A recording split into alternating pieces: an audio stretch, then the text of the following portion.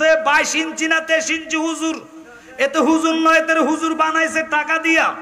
চেহারা আকার দেখা যায় বান্দরের মতন, কথা কন না কা, পুরা বান্দরের সাথে মিলাইয়া দেখবেন তার চেহারা বান্দরের মতন। 22 ইঞ্চি আবার হুজুর হয় কেমনে? কানার ঘরের কানা বাদাইম্মা মৌলভী তাহিরি সাহেবরে চ্যালেঞ্জ করে। আরে বেয়াদব, কার সাথে চ্যালেঞ্জ করলি? আমি তাহিরি সাহেবকে বড় বানাইবার জন্য কথাটা বলি নাই।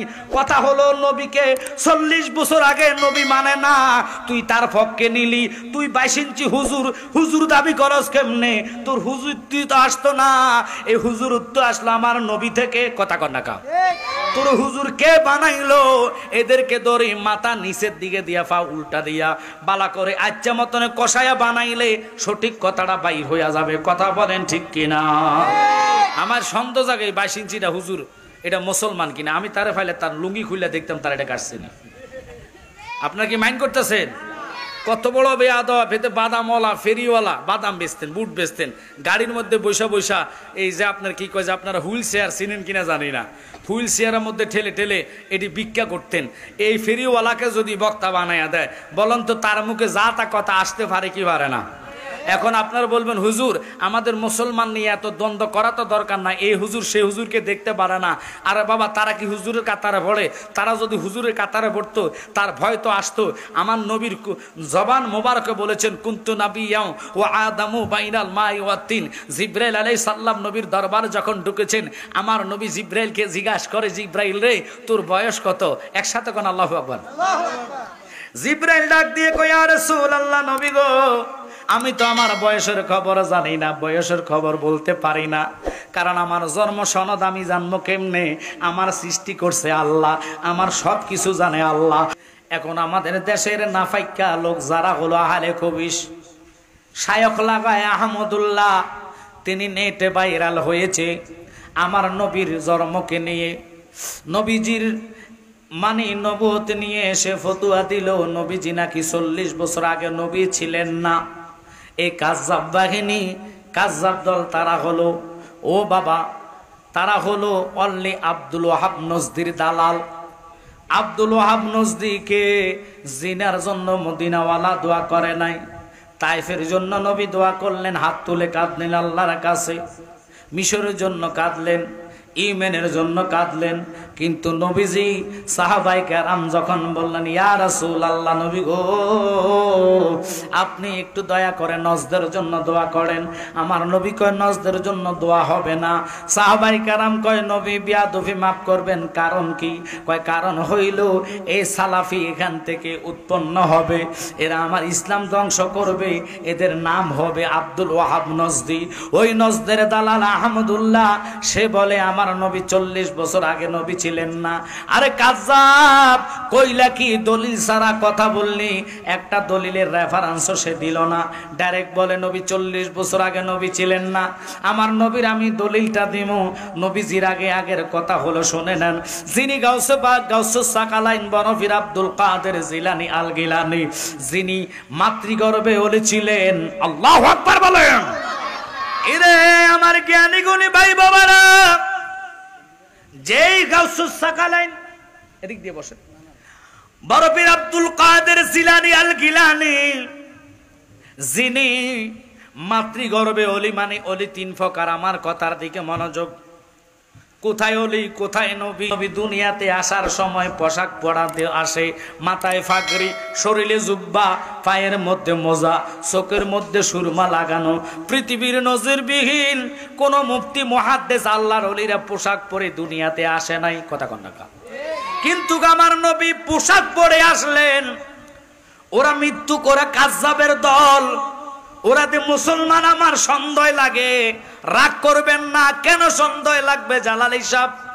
ওরা তো কোরআন হাদিসের কথা বলে না, না কোরআন হাদিসের কথা না, ওরা নজদের কথা বলে। আব্দুল ওয়াহাব নজদের টাকা খাইয়া, রিয়াল খাইয়া, ডলার পাইয়া যারা কয় নবী 40 বছর আগে নবী ছিলেন না, আমি জালালী বলবো নিশ্চিত হইয়া যান তাদের জন্মের মধ্যে ডিস্টার্ব। কথা বলেন কেন? আল্লাহ রসুলকে আল্লাহ দুনিয়া সৃষ্টি করার আগে নবীর নূর সৃষ্টি করে আমার নবীকে আল্লাহ বলেছেন, বন্ধু আপনি হলেন সমস্ত নবীদের নবী, আপনি নবীকে প্রকাশিত না করলে, আপনাকে আমি যদি দুনিয়াতে না প্রেরণ করতাম, আমি কিছুই সৃষ্টি করতাম না। এখন আমি আপনাদেরকে অনুরোধ করব, একটু খেয়াল করে কথাগুলো শুনবেন। বাচ্চা যারা বসছেন, মুরব্বী যারা বসছেন, আমার কথার দিকে লক্ষ্য করেন। আল্লামা তাহিরি ভাই বলেছেন, আমার নবী যে 40 বছর আগে নবী ছিলেন, এর অসংখ্য দলিল বুখারীতে, অসংখ্য দলিল মুসলিমে, অসংখ্য দলিল আবু দাউদে। এইভাবে নয় শুধু, যিনি জালালউদ্দিন সুয়ুতি, আল্লাহু আকবার কন, 2 লক্ষ হাদিসের হাফেজ, তিনি আমার নবীকে মাতৃগর্ভে নয়, রূহ জগতে আল্লাহর হাবিব যখন আলেমে আরোহাতে ছিলেন, আমার নবী যখন আল্লাহর হাবিব যখন ময়ূর বেশে ছিলেন, চতুর্থ হেজাবে যখন তারকা বেশে ছিলেন, তখনও আমার নবী নবী। এটা আমার নবী এইভাবে বলে নাই, নবী দলিল দিলেন, কুনতু নাবিয়াও ওয়া আদামু বাইনাল মাই ওয়া তিন। আদম নবীকে আমরা জানি সবার আগে, নট আদমের জন্মই হয় নাই। আদমের যখন যেই জিনিস দিয়ে আদমকে তৈরি করলেন, ওই জিনিসের ধর্ম হয় নাই। আদম যখন মাটি পানির সাথে মিশ্রিত ছিল, ওই তখন আমার নবী ছিলেন। আল্লাহু আকবার বলেন। দলিল আমার নবী দিলেন, কুনতু নাবিয়াও ওয়া আদামু বাইনাল মাই ওয়া তিন। আদম যখন মাটি পানির সাথে মিশ্রিত ছিল, আমি তোদের নবী তখনও নবী ছিলাম। একসাথে বলেন ইয়া রাসূলুল্লাহ। এখন আমার শর্ত হইল, বাংলাদেশের আহলে খবিসরা, সালাফিরা, আহলে হাদিসেরা বারবার ফতুয়া দেয় রাজ্জাক বিন ইউসুফ আমার নবীর শানে বেয়াদফি। এই জন্য আমি ছোট্ট একটা আয়াত নিলাম, ইন্নাল্লাযীনা ইউযুনাল্লাহা ওয়া রাসূলাহু লাআনাহুমুল্লাহু ফিদ দুনিয়া ওয়াল আখিরা। আল্লাহ এদেরকে দুনিয়াতে গজব দিয়া ধরবে, কবরত হিসাব নাই, হাসরত হিসাব নাই, দুনিয়াতে তাদেরকে ধ্বংস করবে, বেশি দিন নাই। আসেন বাবারা, কথা ওইটা বইলা লই। কোন কথাটা? আপনারা বলবেন এই আহমদুল্লাহর ভাই, মানে ধর্মীয় ভাই না, এর এজেন্টের ভাই, দলীয় ভাই। ধর্মীয় ভাই বললে হবে না, এটার একটা দলটা হলো আহলে হাদিস, যারা সালাফিদের থেকে অর্থাৎ নজ থেকে টাকা আনে। এরা নামাজের দিকে দুর্বল। তারাবির নামাজ তারা 8 রাকাতে আনলো। তারাবির নামাজ শুধু নয়, তাকবীরে তাহলিমা বোধে আমরা নিয়ত বাঁধি নাবির উপরে। আমাদের ইমামে আজম আবু হানিফা বলে তাহতা সরু, নাবির উপরে হাত বাঁধা। আর আহলে হাদিসেরা কয় নট নাবির উপরে বাঁধা শিরক, হাত বাঁধতে হবে বুকুর উপরে। এইগুলো একটা দলিল। দেখেন তারা কত ফিতনাবাজ। জানাজার পরে তারা দোয়া মানে না, এবং কি ফরজ নামাজের দোয়া তারা করে না। আসেন আমার জ্ঞানী গুণী ভাই বাবারা, আমরা নামাজের দোয়া কার কাছে চাই? একটু জোরে কইলে ভালো হইব। কার কাছে চাই? আল্লাহর কাছে আমরা দোয়া চাই। খুব খেয়াল করেন, এরপরে আমরা ঈদের নামাজ পড়ে, আপনাদের হবিগঞ্জের ভিতরে বাদই আছে কিনা জানি না, ঈদগাহ ময়দানে ঈদের নামাজ শেষ করে আমরা কোলাকুলি করি কি করি না? একজন ভাই আরেকজনের বুকের সাথে বুক লাগানো, এটা আমার নবীর সুন্নাত, সাহাবাই কেরামের সুন্নাত। বাজান রে, ওই সমস্ত সুন্নত গুলার নিয়ে তারা কুটুক্ক করে। ওরা নাকি বলে এটা শিরক, এটা বেদাত, কোলাকুলি করা হারাম। একসাথে কর নাউজুবিল্লাহ। এইভাবে ফিতনা জুগায়া মানুষের ইমানে ভাইরাস দিচ্ছে। ওই ভাইরাসের এজেন্ট হলো আহমদুল্লাহ, ভাইরাসের এজেন্ট হইল আবু তুহা আদনান, ভাইরাসের এজেন্ট হইল রাজ্জাক বিন ইউসুফ, ভাইরাসের এজেন্ট হইল ও বাবা। এইভাবে অনেকগুলা এজেন্ট, এদের পুরা নামও জানি না। এরা বিশাল একটা কওমি দল, এরা বড় মারাত্মক দল। ওদের পক্ষ হইয়া মহব্বতে দরুদ পান আল্লাহুম্মা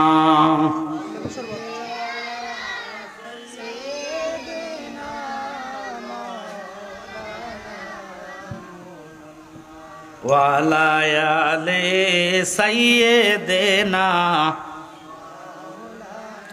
আর একটু জোরে পড়েন আল্লাহুম্মা সাল্লি মাওলানা মুহাম্মদ ওয়ালা আলে সাইয়্যিদিনা। আহাদি বানিশি মনে রে আমার, আর দিও না যন্ত্রণা।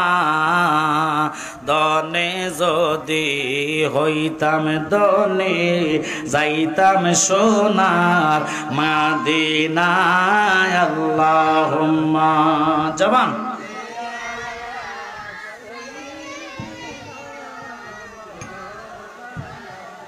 মুহাম্মাদ ওয়া আলা আলিহি। অল্প সময় আমি ছেড়ে দিব, কারণ আজান দিলে ছাড়তে হবে। এবার আসেন এই 22 ইঞ্চির হুজুরের কথা বলি। এ তো হুজুর না, তার রেকর্ডগুলো সার্চ দিবেন, আগের ভিডিওগুলো চলে আসবে। সে দালালি করে আহমদুল্লাহ রইয়া, যে আহমদুল্লাহর মরার খবর থাকবে না, মরার টাইমে কথা বলতে পারবে না, কারণ রসুলের দুশমন। যে আহমদুল্লাহর দেখলে জীবনের একটা গুনাহ তোর মাফ হইতো না রে। আমার নবী এমন নবী, যেই নবীরে দেখলে জাহান্নামী মানুষ জান্নাতি হইয়া যায়। আল্লাহু আকবার কোন। আমার নবী এমন নবী, যারে কোনো ব্যক্তি যদি একবার কবরে পায়, সোয়াল যাব সময় 3টা সোয়ালের সময় যদি রসুল আসে, সর্বপ্রথম কবরে যদি নবী আসে, নবীর নূরের তাজাল্লিতে তোমার কবর নূরান্বিত হইয়া যাবে। একসাথে বলেন আল্লাহু আকবার। এখন এই আহলে হাদিসের দালালি করে কিছু কিছু মুলুম্বি মার্কা শয়তানেরা, কথা কন না কা। এই শয়তানেরা বলে আহমদুল্লাহ কত বড় হুজুর, তিনি প্রতিবাদ করে নাই, তিনি কোনো গালাগালি করে নাই, তিনি এত বড় আলেম, তিনি বিবেকবান ব্যক্তি। আর বেয়াদবতে গালাগালি জানে কি, তে বুঝবে কি, তে তো কোরআন হাদিসে বুঝে না, কথা কন না কা। সে যদি কোরআন হাদিস বুঝতো, তাহলে আমার রাহমাতাল লিল আলামিন নবীরে 40 বছর আগে কখনো সে নবী অস্বীকার করতে পারবে না। যত দলের প্রশ্ন আছে, যত রকমের প্রশ্ন আসে, এই একটা ব্যক্তি, এটার নাম হলো আহমদুল্লাহ, মানুষ থেকে নিজে প্রশ্ন লিখে আনে, এনে এনে মানুষকে বিভ্রান্ত করার জন্য সে প্রশ্নের জবাবগুলা দেয়। আমি বলবো, ও সুন্নি মানুষেরা, ও সুন্নি ভাই বাবারা, ও ইমানদার বাবারা, একটু জ্ঞানকে খরচ করবেন, লক্ষ্য করবেন। যেই ব্যক্তিকে নবী 40 বছর আগে ছিলেন না, আমি ছোট্ট একটা দলিল দিয়ে আপনাদের থেকে বিদায় হব। গাউসুস সাকালাইন বরফির আব্দুল কাদের জিলানী আল গিলানী, যিনি মাতৃগর্ভে অলি হয়ে, আহা, যার নাম শুনলে আগুন পানি হয়ে যেতেন। আল্লাহু আকবার কোন। ওই গাউসবাক আমার নবীর গোলামের গোলাম, গোলামের গোলাম, গোলামের গোলাম।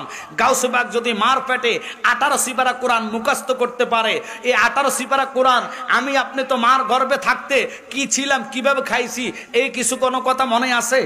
আর যখন মনে আছে, 1 সপ্তাহ আগের কথা তো মনে রাখতে পারবো না। গাউসবাকের আম্মা কোরআন শরীফ পড়তেন, তিনি কোরআন শরীফ শুনে শুনে 18 সিপারা মুখস্থ করেছেন গর্বের ভিতরে থেকে।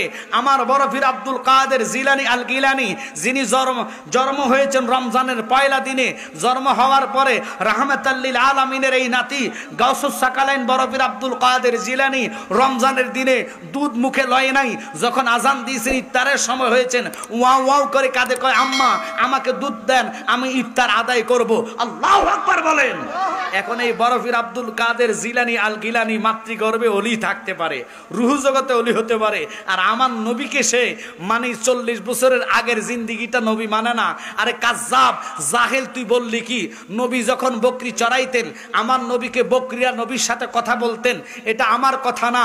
মা খাদিজাতুল কুবরা নিজের চোখে দেখে বকরি চড়াইতে গিয়ে সবসময় বকরিগুলাকে যেই চড়াইতেন, রাখাল আগে থাকতেন না, রাখাল পিছে পিছে বকরিগুলারে পিছনের মধ্যে পাছায় বাড়ি দিয়ে দিয়ে বকরিগুলারে ডাইনে বামে নিতেন। রাহমাতাল লিল আলামিন দয়ার নবী যেদিন এই দায়িত্ব পাইলেন, তখন আমার নবী আর মানে পিছনে থাকে না, আমার নবী রাখালগুলাকে ছেড়ে দিয়ে নবী যেই দিকে যায়, ছাগল বকরিগুলা নবীর পিছনে পিছনে যায়। একসাথে কোন আল্লাহু আকবার। আমার নবী পাথরের মধ্যে বসলেন, পাথরটা তুলার মতো নরম হয়ে গেলেন, নরম পাথরের মধ্যে রাহমাতাল লিল আলামিন নবী বসে। এবার কি করলেন? আমার দয়ার নবী, মায়ার নবী, আমার দিকে লক্ষ্য করবেন বাবারা, আমি এই কথাটা আপনাদেরকে মনোযোগ সহকারে শুনাইয়া দিই, কারণ এটাই বর্তমান দরকার। এরা তারাবির নামাজ 8 টাকাতে নিয়ে আসছে, আর তারাবির নামাজ 8 টাকাত করতে গিয়ে আসছে। আমি এটা বলার জন্য সময় লাগবে। এবার রাহমাতাল লিল আলামিন নবী বকরির দিকে তাকায় নাই, নবীর নিজের খেয়ালে চলতেছে, বকরিগুলা নবীর চেহারা মোবারকের দিকে তাকায়া রইলেন। তাকায়া থাকতেন উম্মে সালমা। একদিন 2 দিন ডিউটিটা দেখলেন, মা খাদিজাতুল কুবরা তারে পাহারাদার হিসেবে রাখলেন। দেখো নতুন এই লোকটা কি কাজ করে, কাজে কোনো ফাঁকিবাজি করেনি। এবার উম্মে আইমান ওই মেয়েটা কি করলেন বাবা, লক্ষ্য করেন। হায় হায়, উম্মে সালমান দৌড়াইয়া মা খাদিজাতুল কুবরার কাছে যায়, কেঁদে কেঁদে কয়, মা এমন লোককে কাজে নিয়োগ দিলেন গো, পৃথিবী পৃথিবীর নজিরবিহীন, কখনো দেখি নাই ছাগলে কারো সাথে কথা বলতে, কিন্তু এই নবীটা বসে থাকে আর ছাগল বকরিগুলা ওনার চেহারার দিকে তাকায়া থাকে, গুনগুনায়া কি যেন পরে।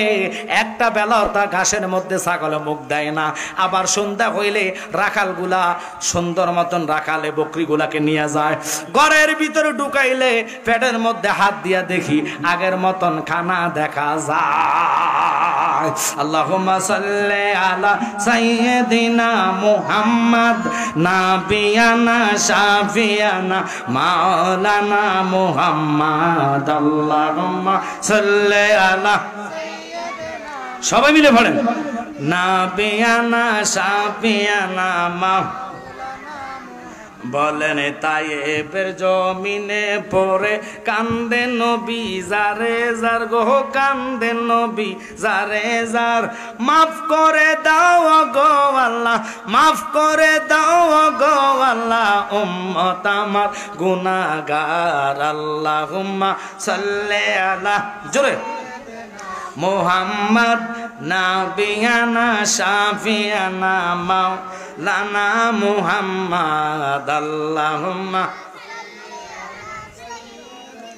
মুহাম্মদ নাবিয়ানা শাফিয়ানা মাওলানা। আপনারা জানেন, আমার কথা দিকে একটু মনোযোগ দেন।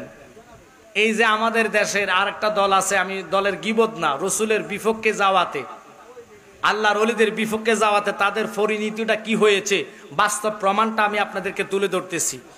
আমাদের দেশের কওমি একটা দল আছে, এই কওমির মধ্যে ওনার নাম মামুনুল হক। উনি কয়েকদিন আগে জেল থেকে ছাড়া পেয়েছেন। ওনার ছাড়া দেখে সারা বাংলাদেশের কওমিরা মিষ্টি পান করাইছে, যাকে সাথে দেখা হয়েছে তাকে মিষ্টি পান করাচ্ছে। একার খুশিতে আনন্দতে এরা এটা করছে। একটা সালাফিরা, একটা আহলে হাদিসরা, একটা কওমির লোকেরা বেদাত ফতুয়া দেয় নাই। আপনারা বলেন, ওই লোক জেল থেকে আসছে, জেলে কি ভালো কর্ম করলে যায় না খারাপ কর্ম করলে যায়? আরো জোরে কোন, কোনটা করলে যায়? শুধু খারাপ না, সে বলছে যতগুলা মাজার আছে সমস্ত মাজারগুলা ভেঙে গুড়িয়ে দাও। এই কথা বলার পরে আল্লাহর ওলির ধরা বড় ধরা। আল্লাহ ধরেছেন কিভাবে? আল্লাহ কয়, মান আদালি ওলিয়ান ফাকাদ আযানতু বিল হরফ।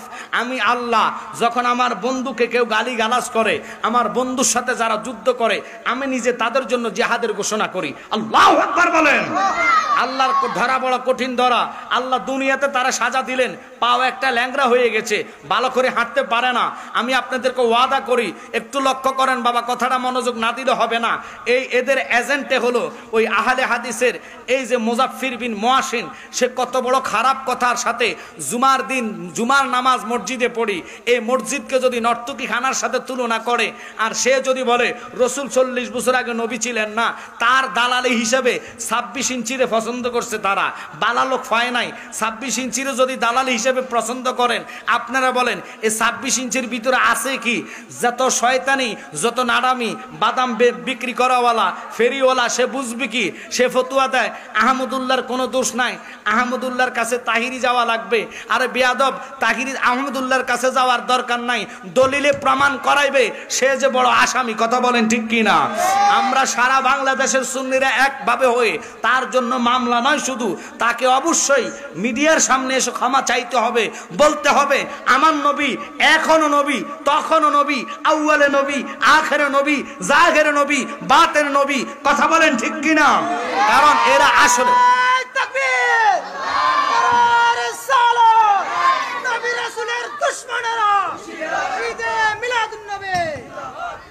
ওরে কাঁদিলে কি যাবে দুঃখ, কাঁদিলে কি যাবে দুঃখ, না যাই না কইরাছে ভুল, এতদিনে টের পায়াছি আহলে হাদিস নষ্টের মূল।